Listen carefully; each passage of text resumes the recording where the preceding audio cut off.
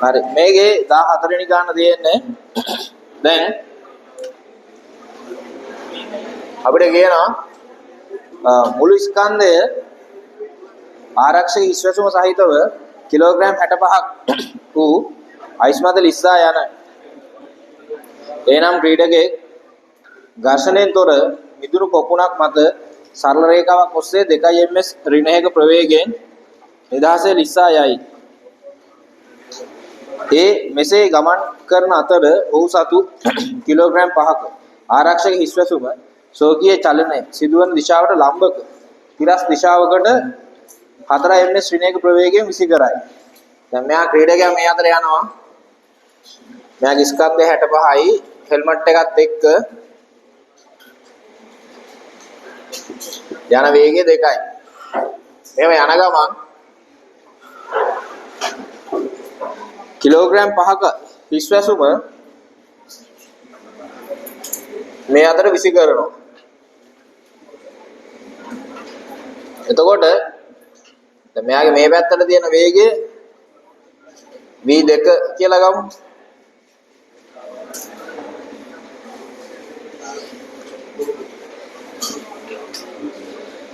හරි.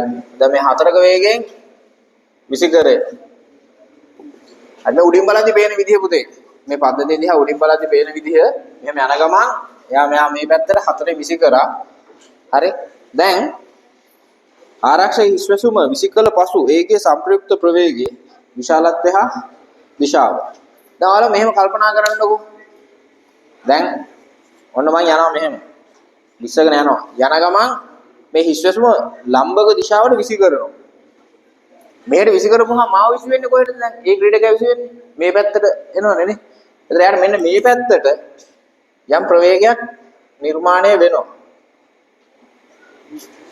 බෝලේ මෙහෙට විසි කරපුවා හෙල්මට් එක එයාව අනිත් පැත්තට එයා මත ආවේගයක් එනවා. එහෙනම් ප්‍රවේගයක් ලැබෙනවා. හරි.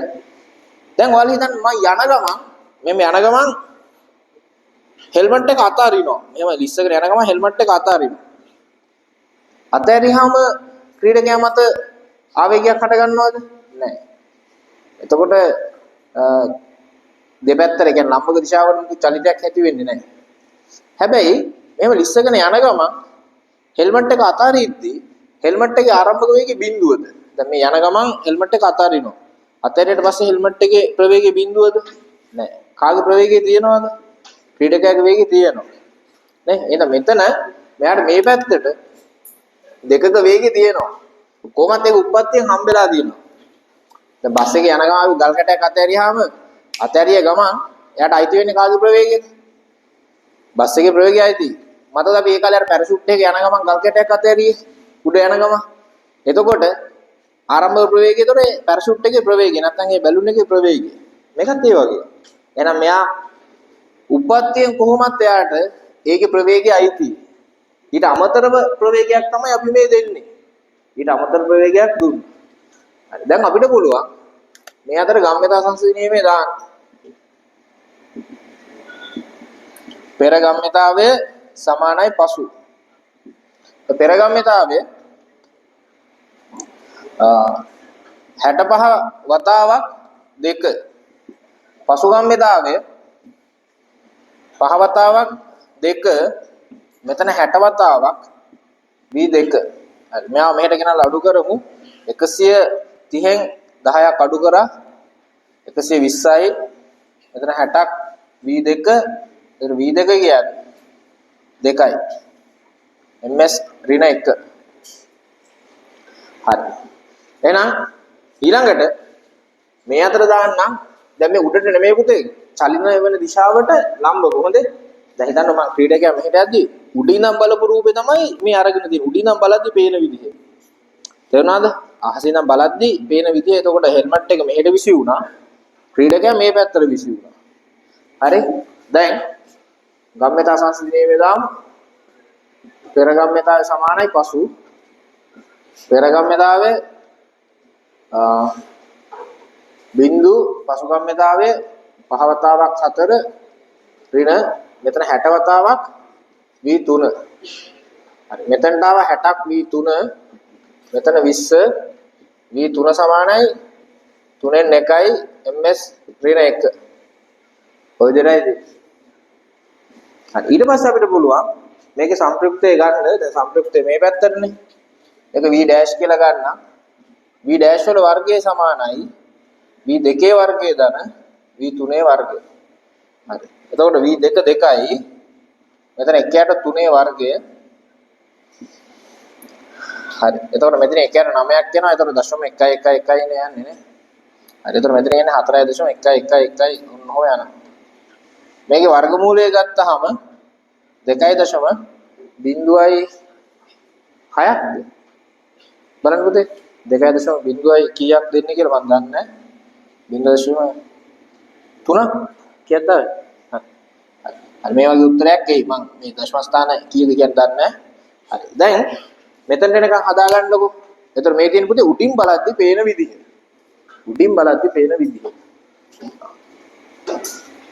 මෙතනට එනකන් හදන්න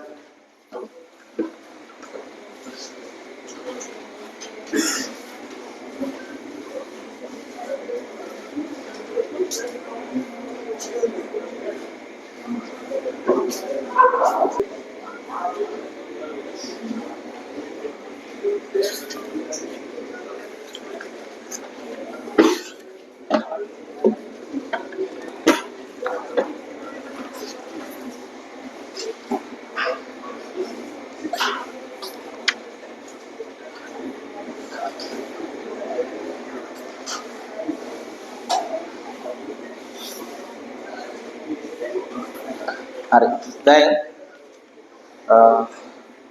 හරි දරුවනේ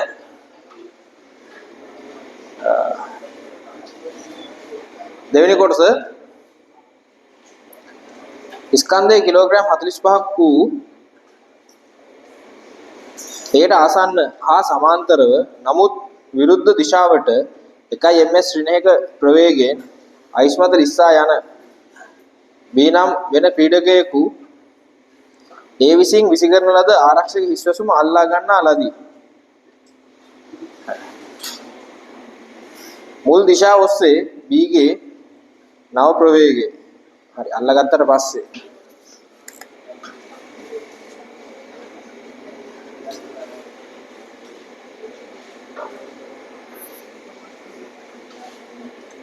දැන්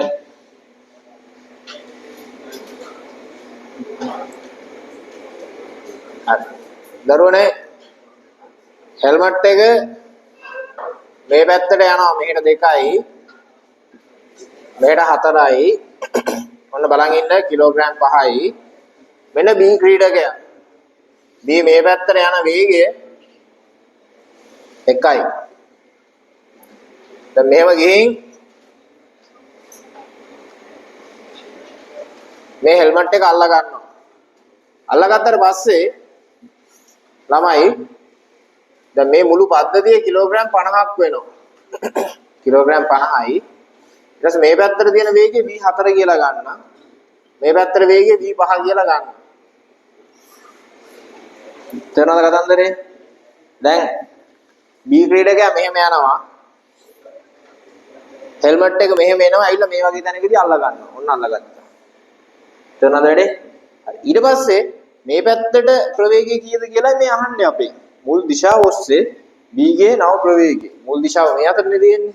හරි. ඒතර අපි මෙන්න මේ අතට ගම්‍යතා සංසිද්ධිය නියමේ දාමු.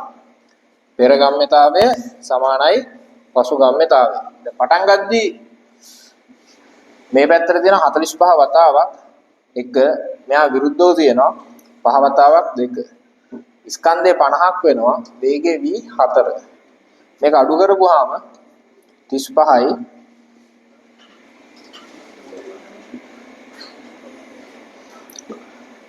දශම 7ක් වගේ එන්නේ. ප්‍රවේගය දශම 7යි. හරි? දශම 7. ඊට පස්සේ ඊට ලම්බක වහනවා. මුල් දිශාව ඔස්සේ ඊට පස්සේ මුල් දිශාවට ලම්බක දිශාව ඔස්සේ. හරි B කොටස. මෙන්න ඒ හරි දැන් දරුවනේ මේ අතර දාමු ගම්‍යතා සංසිද්ධියේ පෙර ගම්‍යතාවයේ සමානයි පසු පෙර ගම්‍යතාවයේ පහ වැඩි කිරීම 4 පසුගාමීතාවය 50 වැඩි කිරීම v5 0.4යි. හරි 0.4යි. ඊළඟ c. හරි c කොටස b විසින් හිස්වැසුම අල්ලා ගැනීමට පෙර b ගේ සහ හිස්වැසුමේ මුළු චාලක ශක්තිය ගණනය කරන්න කියනවා. හරි b විසින් හිස්වැසුම අල්ලා ගැනීමට පෙර හරි b ගේ සහ හිස්වැසුමේ මුළු චාලක ශක්තිය. හරි දැන් මේ මෙතන වේගය අපි හිතමු පුතේ v ඩබල් ඩෑෂ් කියලා. මේ පටන් ගන්න හෙල්මට් එකේ වේගය v ඩබල් ඩෑෂ්. දැන් අපිට පුළුවන් මම ගන්න හිස්වැසුම මේකට චාලක ශක්තිය සමානයි භාගයක්ෙන් v ඩබල් ඩෑෂ් වල වර්ගය. දැන් ස්කන්ධයේ කිලෝග්‍රෑම් 5යි v ඩබල් ඩෑෂ්. එතකොට එන්නේ 4 වර්ගය ධන 2 වර්ගය. හරි. එතකොට මෙතනින් ආවා 16යි 20යි දෙකෙන් බෙදුනා 10යි ජූල් 50යි. හරි ඊට පස්සේ B ක්‍රීඩකයා මෙයාගේ චාලක ශක්තිය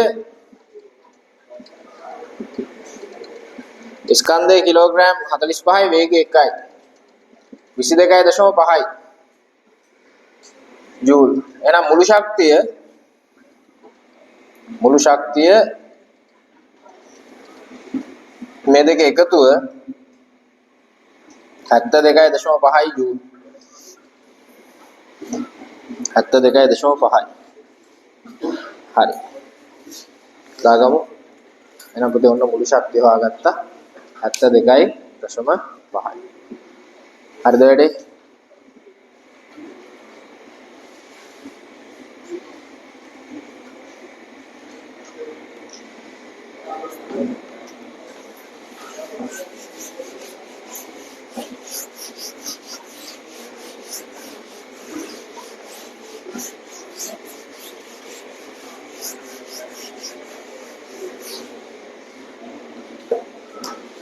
හරි.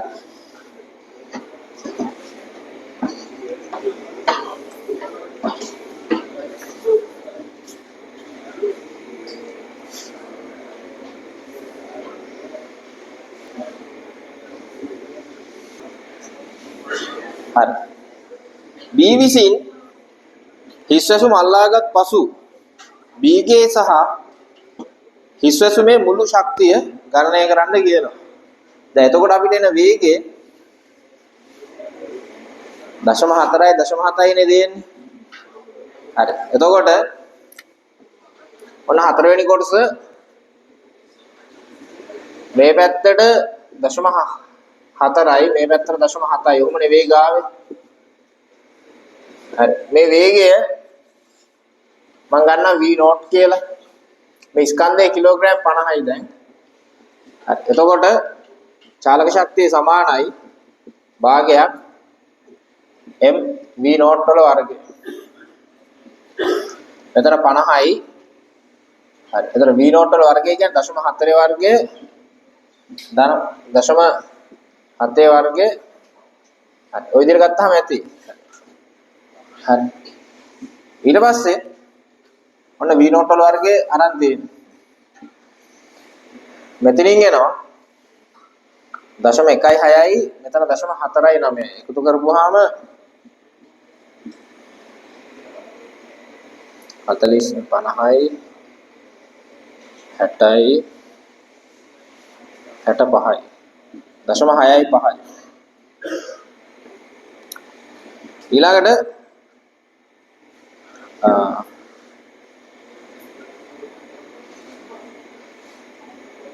65 බෙදීම 4 එකයි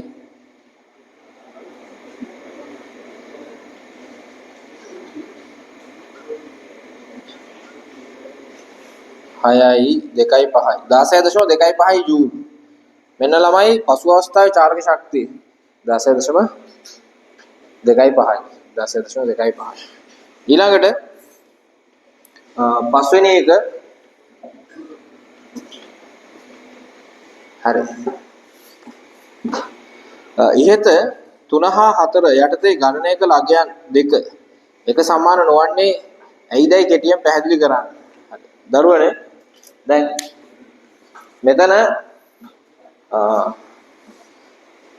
අපිට ආවේ මුළු ශක්තිය තුන්වෙනි කොටසේ ආවේ පුතේ මුළු ශක්තිය 72.5 නේ. මෙතනදී ගොඩක් අඩු වෙලා. ඒතර අපි දන්නා මේ ගැටුම. අර හෙල්මට් එකයි ක්‍රීඩකයයි වෙන වෙනම තිබුණේ. දැන් මේ දෙක සංයුක්ත වෙනවා. ඊට පස්සේ මේ දෙකම එකට යන්නේ. ඒ ගැටුම වලට නමක් දැම්මා. සංයුක්ත වෙලා යනවා නම් මොන ගැටුම් කියලාද කිව්වේ? පූර්ණ අප්‍රයස්ත ගැටුම් කියලා කිව්වනේ. මට කියව ගන්න අමාරුයි. හරි. පූර්ණ හරි අප්‍රයස්ත ගැටුම්. හරි. හරි. එතකොට ශක්ති හානියක් වෙනවනේ. ඒතර ඒ හානිය වෙන විදිය පුතේ දැන් මෙතනදී ක්‍රීඩකයා මේ හෙල්මට් එක අල්ලගන්න එයාගේ හැඩේ වෙනස් කර ගන්න ඕනේ. ඒ වෙනුවෙන් එයා යම් කාර්යයක් කර ගන්නවා. හරි ශබ්දයක් ඇහෙනවා. තාපයක් උපදිනවා. ඉතින් ඒ අනිත් ශක්තියින් සඳහා මේ චාලක ශක්තිය වැය වෙනවා. එහෙනම් අපෙන් අහනවා මේ සමාන නොවන්නේ ඇයිදයි කියලා. හරි ලියමු මෙහෙම.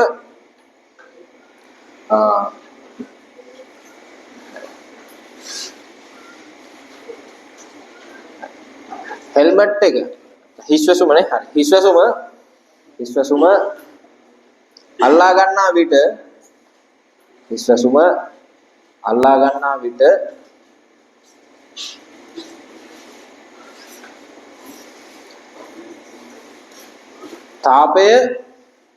තාපය කමා ශබ්දය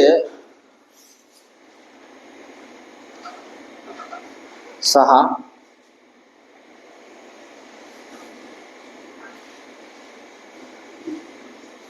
ශරීරයේ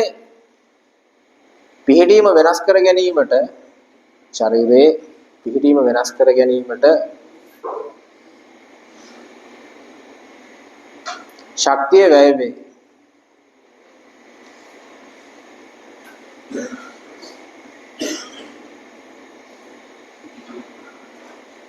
හරි. එහෙනම් පුතේ මේ හෙල්මට් එක අල්ලගatti තාපය ශක්තිය එනවා, ශබ්ද ශක්තිය එනවා, ඊළඟට හැඩේ, ඒ කියන්නේ අපි කියන විරූපණ වික්‍රියාවක් වෙනවා උතන. ඒ විරූපණ වික්‍රියාව සඳහා ඊටු ශක්තිය වැය වෙනවා. හරි. එතකොට මේක පූර්ණ අප්‍රයස්ත ගැටුමක්. ඒකත් ඕන ලියගන්න. මේ පූර්ණ අප්‍රයස්ත ගැටුමක් වේ. හැබැයි ඒක උත්තරයක් නෙමෙයි. මේ ගැටුමේ නම විතරයි දුන්නේ. අහන්නේ ශක්ති හානියට මොකද වෙන්නේ කියලා නැහුවේ. අපි උත්තරේ දෙන්න ඕනේ ඒකට. හරි සමාන නොවෙන්න හේතුවයි දෙන්න ඕනේ. පූර්ණ අප්‍රයස්තයි කියුවට හරියන්නේ නැහැ. හරි ඒක මම මේ ගැටුමට කියන නමයි මතක් කරලා දුන්නේ. හොඳේ. පූර්ණ අප්‍රයස්ත ගැටුමක්. හරි ඊළඟට 6 ටික වේලාවකට පසු B යතින් හිස්වැසුම නිදහසේ ගිලිහි වැටිනි. එවිට B ගේ ප්‍රවේගයට කුමක් සිදු වේද? ළමයි දැන් යන ගමන් එයා යතින් හෙල්මට් එක අතාරිනවා. හරි දැන් B මෙහෙම යනවා. සාධාරණ V0 වේගයකින් යනවා කියලා හිතන්නකෝ. යන ගමන් එයා හිස්වැසුම අතාරිනවා. දැන් මෙතන කිලෝග්‍රෑම් 50යි. හිස්වැසුම අතෑරියාම දැන් ඒත් මෙයාට V0 වේගය තියෙනවා. මේක V0 ඩෑෂ් කියලා ගන්නම්. මෙයාගේ ස්කන්ධය 45යි. කොහොමද තියෙන්නේ? දැන් අපිට පුළුවන් මේ පැත්තට ගම්‍යතා සංසිද්ධි නියමයේ දාන්න. පෙර ගම්‍යතාවයේ සමානයි පසු ගම්‍යතාවය. හරි. ඒක පෙර ගම්‍යතාවයේ 50යි. මෙතන V0. පසු ගම්‍යතාවයේ මෙයාගේ කිලෝග්‍රෑම් 5යි. V0 මෙතන 45යි. V0 ඩෑෂ් මෙයාව අඩු කරා 45ක් V0 එහෙනම් ළමයි V0 ඩෑෂ් සමානයි V0 එහෙනම් වෙනසක් වෙන්නේ නැහැ වෙනසක් සිදු නොවේ දැන් යන ගම හෙල්මට් එක අතහැරියයි කියලා හෙල්මට් එකේ ආරම්භක වේගය වෙනසකුත් නැහැ ක්‍රීඩකයාගේ වේගය වෙනසකුත් නැහැ ඒ දෙන අතර ආවේග හටගන්නේ නැහැ හෙල්මට් එක අතහැරියට පස්සේ V0 වේගයෙන් යනවා මෙහෙම කියලා මෙහෙම වැටෙයි නමුත් පටන් ගද්දි V0 තියෙනවා. ඔයාලා හැදුවේ මෙහෙමයි. මේ බලන්නකෝ. ඔයාලා දාන තර්කේ. ඔයාලා කියනවා හරි සර් මෙතන 50යි V0. ඊළඟ අපි ගත්තේ 45යි V0 ඩෑෂ්. මේ කැල්ල ගත්තේ නැහැ. ඔයාලා මාර වැඩනේ කරන්නේ පටන් ගන්න හෙල්මට් එක දිනන ඊට පස්සේ හෙල්මට් එක අතුරු දාන. එහෙම කරන්න බෑනේ. පටන් ගද්දී පද්ධතියට නම් හදන්නේ අවසානයේ දෙන්නත් ඕනේ කවුද? පද්ධතිය. මගේ අද හෙල්මට් එක අතුරු දහන් කරන්න බෑ. දැන් අතහැරියයි කියලා පුතේ හෙල්මට් එක අතුරු දහන් උනේ නෑනේ. ඒක කොහේ හරි දැනක තියෙනවා. එයාට වේගයක් තියෙනවා. හෙල්මට් එක අතහැරියයි කියලා ඒක නිසලුනේත් නෑ. නිසලුනේත් නෑ. එයාට පෙර වේගය තිබුණා. එන එක සලකන්න. විනෝඩ් තිබුණා. තේරුණාද වැඩේ? එහෙනම් මෙයාගේ වේග වෙනසක් වෙන්නේ නැහැ. අපි මේකත් එක්ක තව කරුණු ටිකක් ඉගෙන ගමු. දැන් ඔහොම යන ගමන් පුතේ එයාට තීරණය කරන හෙල්මට් එක ඉස්සරහට විසි කරන්න. හෙල්මට් එක ඉස්සරහට විසි කරොත් හෙල්මට් එක විසින් ක්‍රීඩකයාම තාම වේගය දෙන්න කොහොමද? පිටිපස්සට. ඒතර වේගය මොකද වෙන්නේ? අඩාල වෙනවා. එයා යන වේගය චුට්ටක් අඩු වෙනවා. දැන් ඔකම අනිත් පැත්තට ඉඳන් යන ගමන් හෙල්මට් එක පිටිපස්සට විසි කරනවා. හෙල්මට් එක පිටිපස්සට විසි කරොත් ක්‍රීඩකයාම තාම වේගය කොහටද? ඉස්සරහට. ඒතර වේගය චුට්ටක් මොකද වෙන්නේ? වැඩි වෙනවා. හරි. කොහොම යන ගමන් එයා හෙල්මට් එක චලිතයට ලම්බකෝ විසි කරනවා. ඒතර කොයි පැත්තටද එන්නේ? අනිත් පැත්තට ප්‍රවේගයක් ඇවිල්ලා මෙන්න අර කලින් පළවෙනි කොටස වගේ යනවා. හරි. දැන් ඕක ඊට කලින් ඕගොල්ලෝ තව දැනක ඉගෙන ගත්තා. භ්‍රමණ චලිතයේ මත චන්ද්‍රිකාවට තවත් කොටසක් තියෙනවා. මේ පද්ධතිය කැරකෙන ගමන් ඉන්නේ. කැරකෙන ගමන් සීරුවෙන් අයින් කරනවලු අර කොටස. සීරුවෙන් අයින් කරයි කියලා දෙන්නගෙන් කාගේවත් කෝණික ප්‍රවේගයේ වෙනසක් උනේ නැහැ. දෙන්නම එකම ගානට කැරකෙනවා. ඒ ගණන් ඔයගොල්ලෝ භ්‍රමණ චලිතයේදී මම ඊට කලින් හදවලා තියෙනවා. නැවත ඔයගොල්ලෝ පේසුල් පොත් කරද්දී ඔයගොල්ලන්ට හම්බෙයි. එතකොටත් මේක නැවත මතක් වෙලා එයි. ඒතර පුතේ දැන් ඔය මම දැන් කියපු කතාව සමහරට ඔයගොල්ලෝ මතකම නැතුව ඇති. මතකම නැතුව ඇති. අපිට චන්ද්‍රිකාවක් අරගෙන එකක් මට මෙලෝ හතරක් මතක නැහැ කියලා ඔහොම හිතනවා ඇති. කමක් නැහැ. ඔයාලා නැවත වතාවක් පේසුල් පොත කරන්න නැත්නම් අපි ටියුට් එකේ හදපු ගණන් ටිකම හදන්න. ඒ ගණන් ටික ඔයගොල්ලෝ නැවත හම්බෙයි. එහෙම තමයි පුතේ දෙපාරක් තුන් පාරක් කරන්න වෙනවා. එතකොට තමයි ඔයගොල්ලෝ මේක මතක හිටින්නේ. එක පාරක් කරා කියලා මදි. ආයෙසරයක් කරන්න ඉතින්. හරි. එතකොට ඔහොම හුරු වුණාට පස්සේ ගැටලුවක් නැහැ. වැඩි හුරු කරගන්නයි ඕනේ. හරි. එහෙනම් පුතේ ඔන්න හොඳ විභාග රචන ප්‍රශ්නයක් මේ ගොඩක් පරණ එකක් කියලා දුන්න මේ ටික දාගන්න. හරි. ඒ ඇති.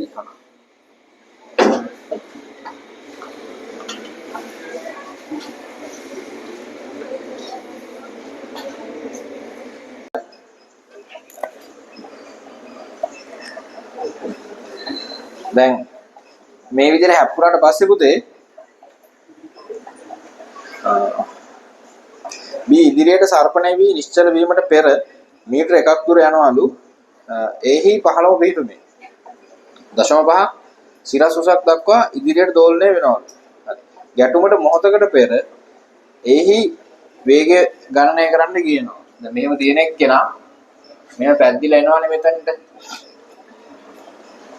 මෙතන ගන්නම් විභව ශූන්‍ය මට්ටම. හරි. එතකොට ශක්ති සංසිද්ධිය දැම්මොත් ඒට විතරක්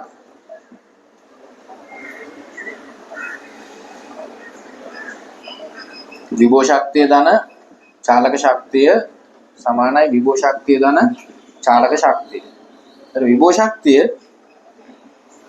mg 1 චාලක ශක්තිය බිඳුවයි විභව ශක්තිය බිඳුව වෙනවා චාලක ශක්තිය mg භාගයක් m va වර්ගය කියලා ගමු.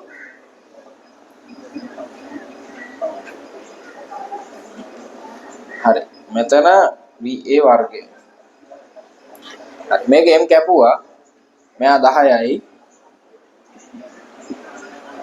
හරි මූල 20ක් කියලා එන්නේ. මම ඉතින් මේක සුළු කරන්න යන්නේ නැහැ. ඔහොම තියාගන්න. මූල 20ක්. හරි. ඊළඟට ළමයි ගැටුමට මොහොතකට පසු එහි වේගය ගණනය කරන්න කියනවා. මොහොතකට පසු. හරි. දැන් මෙයා ඊට පස්සේ හැප්පුණාට පස්සේ මේ පැද්දිලා ගමන් කරන්න පුතේ 0.5ක උසක්. මේ පැද්දිලා 0.5යි යන්නේ. ඔව්. හරි. ඒතර මම නැවත ඒට ශක්ති සංසිඳනීය වෙලා ආනවා. විභව ශක්තිය ධන චාලක ශක්තිය විභව ශක්තිය ධන චාලක ශක්තිය. හරි. ඒතර විභව ශක්තිය පටන් ගන්න බිඳු චාලක ශක්තිය භාගයක් m va වර්ගය විභව ශක්තිය mg 0.5ක් කුසකට යනවා චාලක ශක්තිය බිඳුවටම යනවා. right. එහෙනම් මෙතනින් එනවා මෙයා 10යි මෙයා 0.5යි. හරි මූල 10යි. VA මූල 10යි. හරි එහෙනම් හැප්පුණාට පස්සේ මෙයාගේ වේගය මූල 10යි. හරි ඊට පස්සේ ගැටුමට මොහොතකට පසු BH වේගය ගණනය කරන්න. හරි එතකොට අපිට පුළුවන් ගම්‍යතා සංසිද්ධි නියමය දාන්න. හරි හරි ගම්‍යතා සංසිද්ධි නියමය. ඒතර පෙර ගම්‍යතාවයේ සමානයි පසු මේ පැත්තට දෙන්නේ. ඒතර පෙර ගම්‍යතාවයේ කිලෝග්‍රෑම් 2 වතාවක් UA ඊට පස්සේ 2 වතාවක් BA 1 වතාවක් VB. හරි දැන් මෙයාගේ මූල 20යි මෙයා මූල 10යි මෙතන VB. හරි එහෙනම් අපිට මෙතනින් එනවා දෙක එළියට ගත්තාම මූල 20 ඍණ මූල 10යි. හරි ඔය විදිහට අපි වේගෙ තියාගමු. මම මේක සුළු කරේ නැහැ. ඔයගොල්ලෝ මේක සුළු කරලා තියන්න ඕන. මම කොහොම ගත්තට ඔයගොල්ලෝ ඔක සුළු කරන්න ඕන. හරි ඊළඟට ගැටුම නිසා එහි ඇති වූ ශක්ති හානිය කොහොමද? හරි ළමයි. එතකොට ඒකේ වෙච්ච හානිය යහන්නේ. එතකොට මම ඒකේ ඩෙල්ටා E A කියලා ගන්න. එතකොට පෙර චාලක ශක්තිය භාගයක් m UA වර්ගය එකෙන් අඩු කරන්න ඕන භාගයක් m VA වර්ගය පසු චාලක ශක්තිය අඩු කරන්න. ස්කන්ධය දෙකයි මෙතන මූල 20 ඊට මෙතන මූල 10. එයාගේ වර්ගය. හරි 20න් 10ක් අඩු කරා 10යි. Delta EA 10යි. හරි ඊළඟට 5. ඉහත හානිය ලබාගත් චාලක ශක්තියට ඉහත හානිය B ලබාගත් චාලක ශක්තියට සමානද කියලා අහනවා. නැත. හරි අපි බලමු චාලක ශක්තිය දැන් මේකේ මේ කොහරි තැනක කියලා තිබුණා B නැමැති ගෝලයක් සමග අප්‍රස්ත ලෙස ගැටේ. දැන් මේක කියලාම තියෙනවා අප්‍රස්ත ලෙස ගැටෙනවා. ගැටුම අප්‍රස්ත. කියන්නේ ශක්ති හානියක් වෙනවා. හරි. හරි. එහෙනම් සමානද කියලා අහන්න නැත. හේතුව ගැටුම කොහොමද ඒක ලියන්නේ? ඉතින් මෙන්න මෙහෙම වෙනවා. රයිට්. හරි. හරි. ඊට පස්සේ B හා A B හා රළු පෘෂ්ඨය අතර ගතිය ඝර්ෂණ සම්මුතිය ගන්න කියනවා. දැන් B ගමන් කරනවා මීටර 1ක්. හරි. ඒතර B ට අපිට පුළුවන් V වර්ග සමානයි U වර්ග දාන 2ක් AS දාන්න. අවසානට නතර වුණා.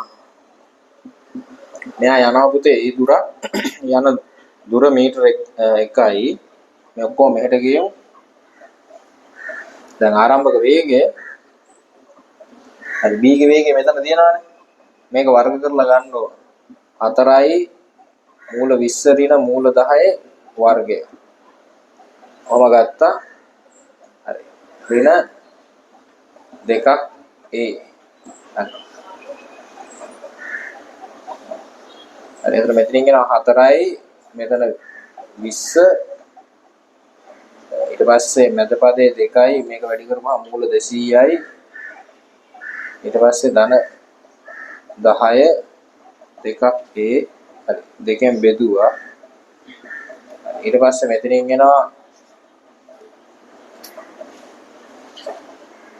හරි මෙතනින් CA වර්ගමූලය 10යි නේද 20යි මූල දෙක කියන්නේ 1.4114 එතකොට 14යි 28යි 0.28 මේක සුළු කරගත්තාම එන්නේ හරි ඊට පස්සේ දැන් මෙතනින් අපිට මේක අඩු කරගෙන තෝරණේ හොයාගත්ත හැකි එතකොට 29 වුණා නම් 1යිනේ එතකොට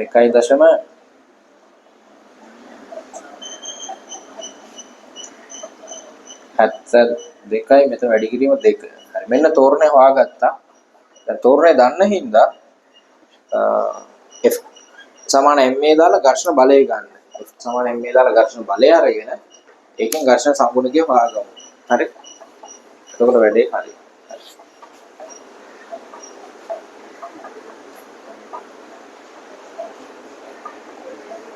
අන්තිම ටික දැන් F සමාන ma ස්කන්ධය කිලෝග්‍රෑම් 1යි මෙන්න තෝරණය 2 වැඩි කිරීම 1.73යි හරි ඊට පස්සේ F සමානයි μr හරි F ට ගමු 2 වැඩි කිරීම 1.7යි 2 නේ